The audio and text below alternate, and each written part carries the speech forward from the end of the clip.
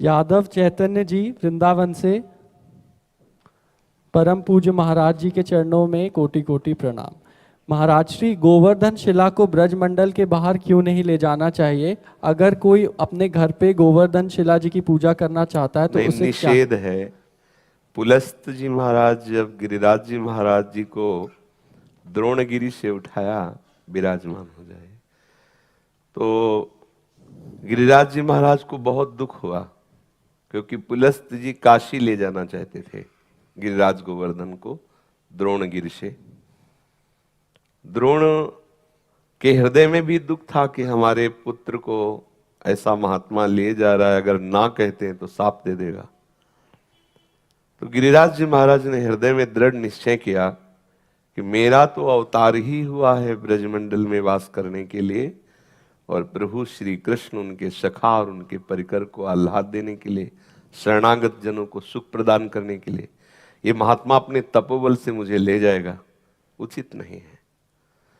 विचार करके पुलस्त जी से कहा कि मैं चलने के लिए आपके साथ तैयार हूं, लेकिन जहां आप मुझे रख देंगे वहां से मैं उठूंगा नहीं, चाहे जितना आप अपना तपोबल लगा लेना।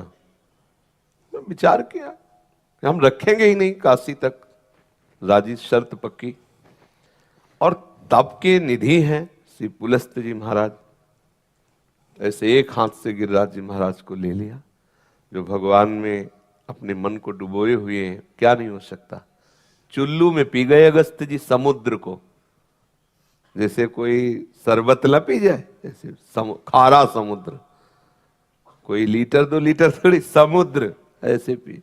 क्या नहीं हो सकता जो भगवान में अपने चित्त को जोड़ दिए।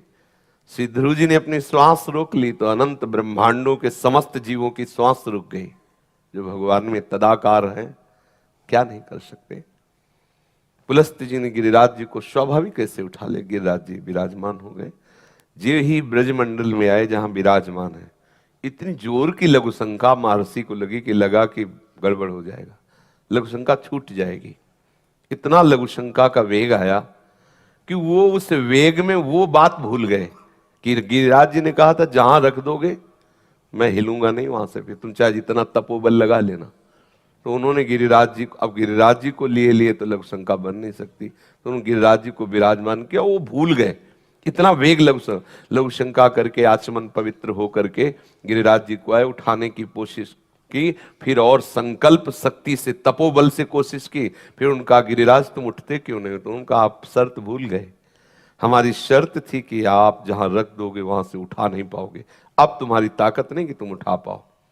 तो उनको बहुत अंदर दुख हुआ कि गिरिराज जी को हम वाराणसी में विराजमान करना चाहते थे, और ये यहाँ तो विनय भी की।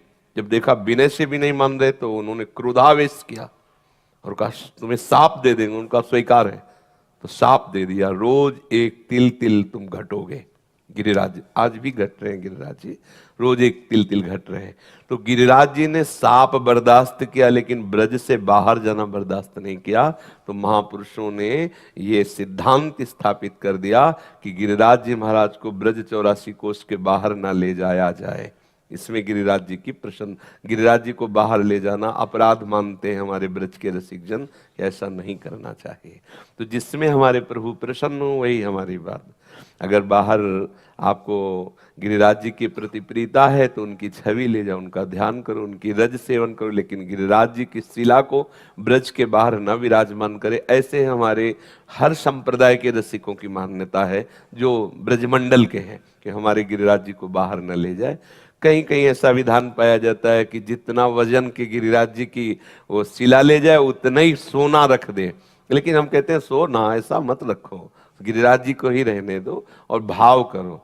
अगर बहुत प्यार है तो आ जाओ गिरिराज जी के घर में रहो आके। गिरिराज जी के में बहुत बड़ा ब्रजमंडल है, वास करो ब्रजमंडल में। क्यों? हम उनकी प्रसन्नता के लिए ही तो उनको सेवा में विराजमान करते हैं कि गिरिराज जी ने शाप बर्दाश्त कर लिया, ब्रज से बाहर जाना बर्दाश्त नहीं किया, मुनि को हार कर वापस होना पड़ा, इसलिए ऐसा ही करना चाहिए।